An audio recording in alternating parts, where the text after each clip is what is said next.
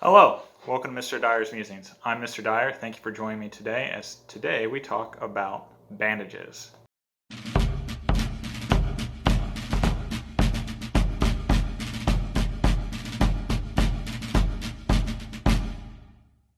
It's a beautiful day here in Central Ohio, so I thought I'd do a two-part video and combine them.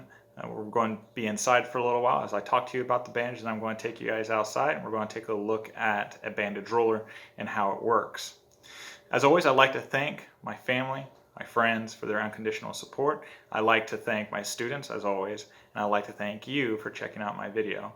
If you haven't done so, please subscribe to my channel and check out the other videos that I have. I now have a plethora of various videos talking about Civil War medicine and Civil War officers.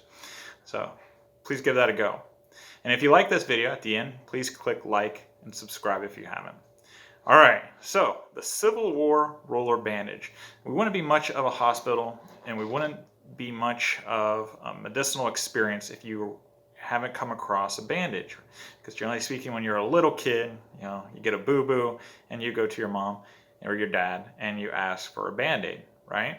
Well, they didn't have Band-Aids back then. Instead, they just had the roller bandage and they used other materials for packing the wound, much like that little square pad that's on a Band-Aid. And I also have a video that talks about what that packing would look like.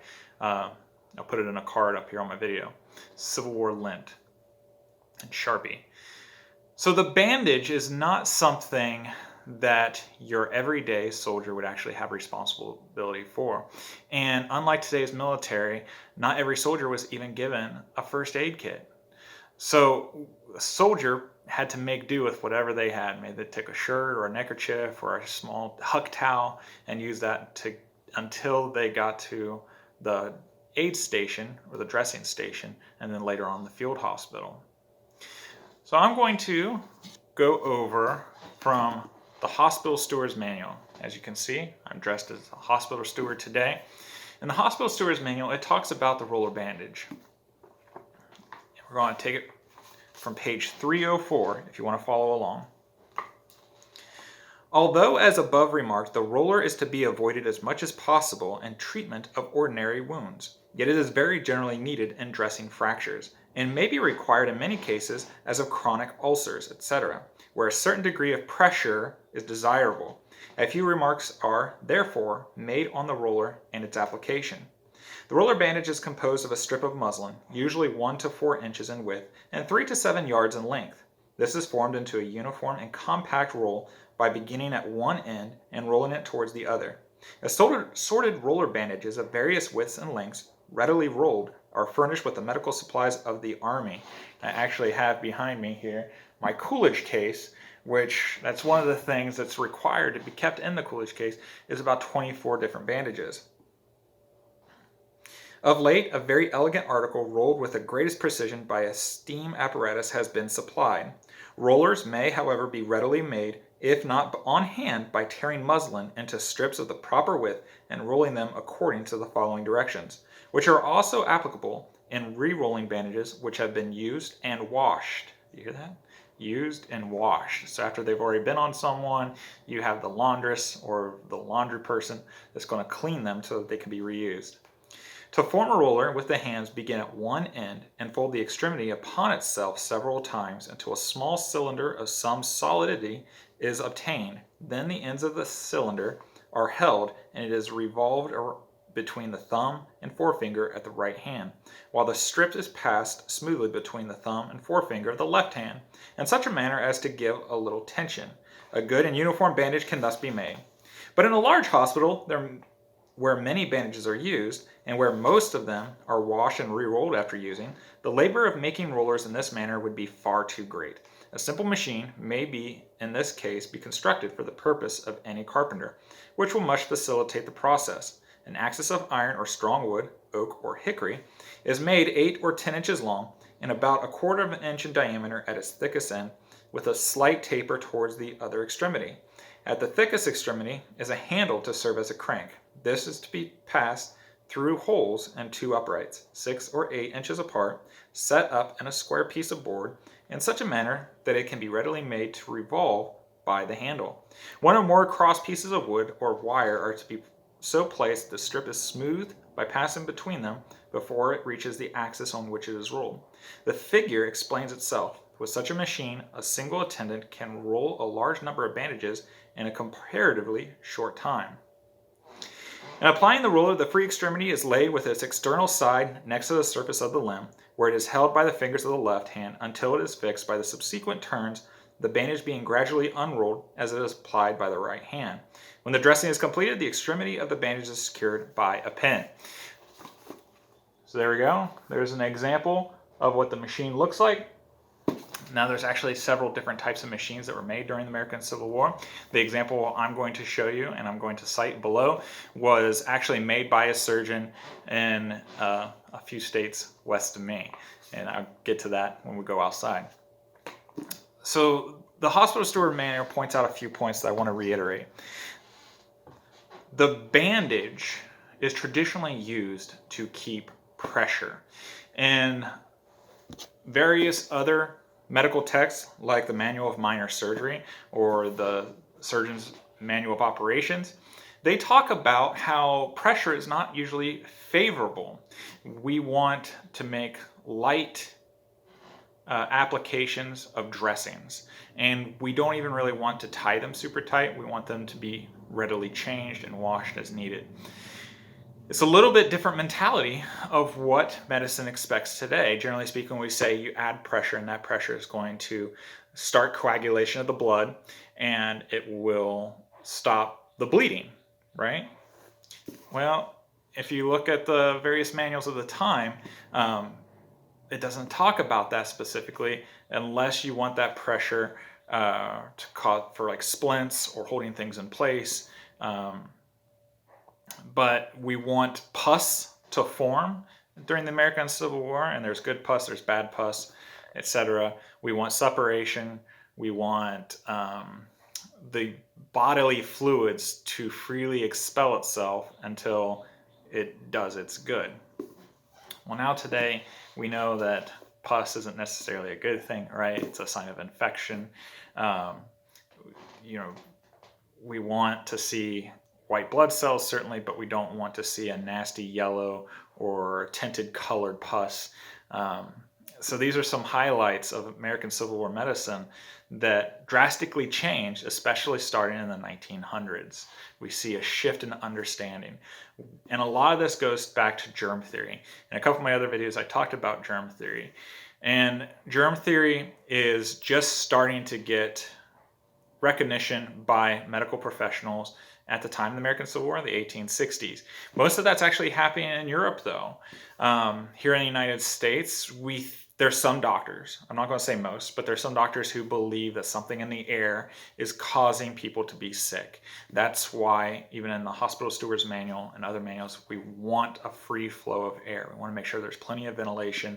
We want to make sure that there's plenty of space between people for that free flow of air, getting rid of the foul air. All right, so that's enough of that.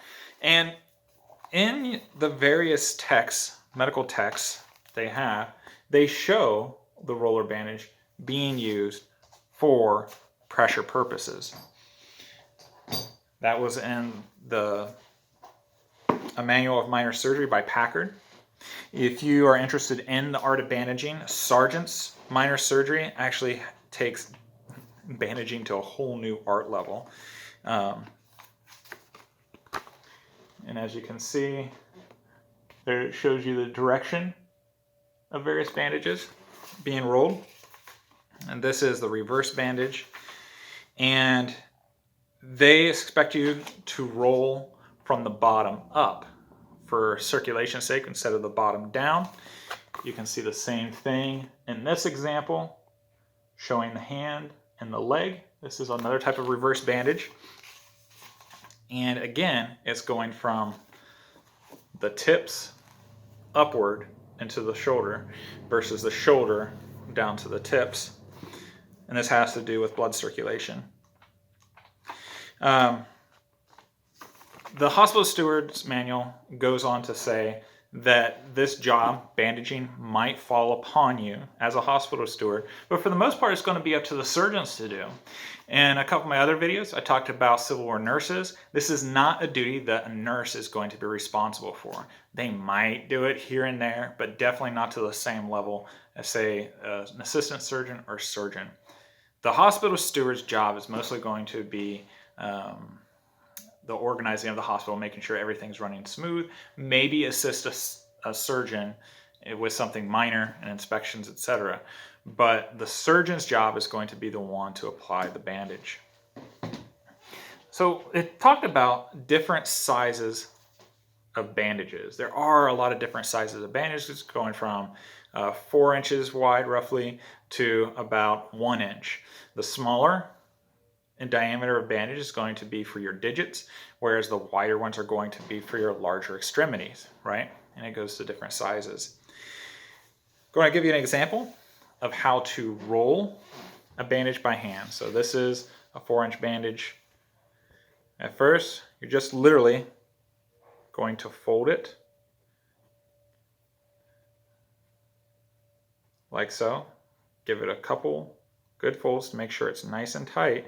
After you have it tight, you either use it, put it on a table or a flat surface.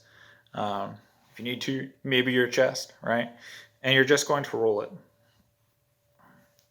And it talks about in the book how you're holding it with your hand, like so, and you are just pushing it under and rolling it to make a nice, tight bandage. And once you get going, it doesn't take that long to do, and you do get a nice, tight roll. But even this takes quite a while, right? But we're rolling now. We're getting there. But you do want to make sure that the ends don't poke out, and you want to make sure that it's not too loose. All right, so there you go. You kind of get the gist. As you can see, it's nice and tight. There's not a big hole or gap. But how do you apply a bandage? Well, I'm going to use this roller as an example. So when you, and they're always kept together with a pin of some sort, and usually wrapped with paper if they're ordered. When you use a roller bandage, you're going to use the outside of the bandage against the extremity. So if this is an arm, you're going to apply it like so. And then you are going to use your thumb or something else to hold it, depending on how you're using it. And then you're going to just roll it around like so. And that's going to make sure it stays nice and tight. If you're doing a reverse bandage, what you're going to do is you're going to fold it like so. You're just going to fold it around until you get to the next line, and then you fold it again, roll, fold, and it makes a nice little pattern. All right, so there's the basic gist of bandages. 1 inch to 4 inches wide. They're going to be used to hold pressure on places, especially for areas like if you have a fractured arm or a splint or something, you're going to use it for that. You're not necessarily going to use it for keeping dressings on that's nice and tight, not like a bandage.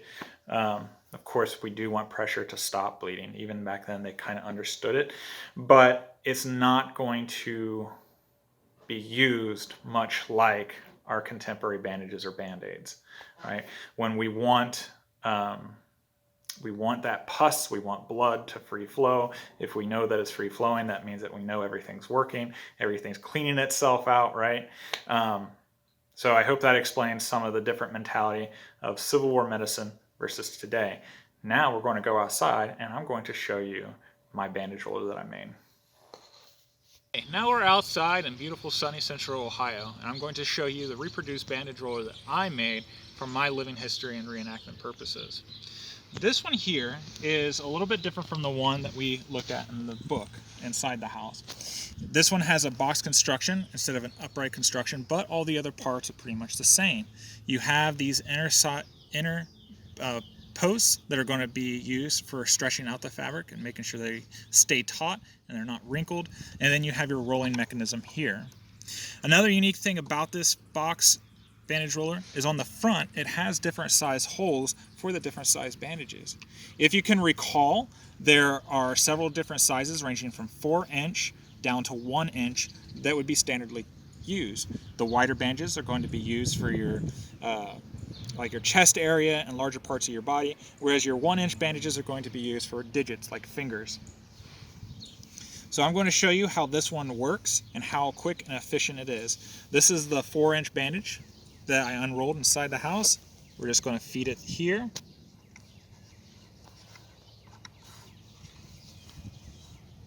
We're going to put it over top and then under the other one, and that's going to keep the tension. And I'm going to bring this out, and this one's split, so you can grab the fabric.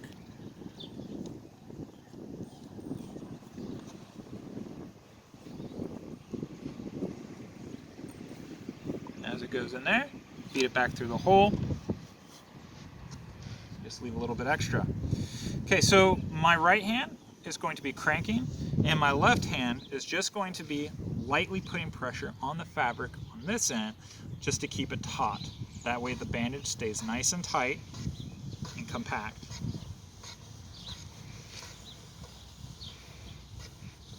As you see, it works really fast, and it's a lot easier than doing it by hand. So if you're a post-hospital, or if you're going to be in a stagnant camp for a while, then these bandage rollers make a lot of sense to have on hand, because just like earlier we said, these are not throwaway bandages. They're going to be rewashed and reused time and time again. So there we go. That's the bandage roller. That's one example. There's a lot of different styles. I urge you to do a Google search and look at the images and see all the different types that there are, because there are many. There's not just one type. If you have any questions or comments, please leave them below. Please like the video if you did so, and please don't forget to subscribe. That way my channel will grow. Thank you very much for the time that you've given me. Have a wonderful day. Give a kiss and hug to your loved ones, and take care.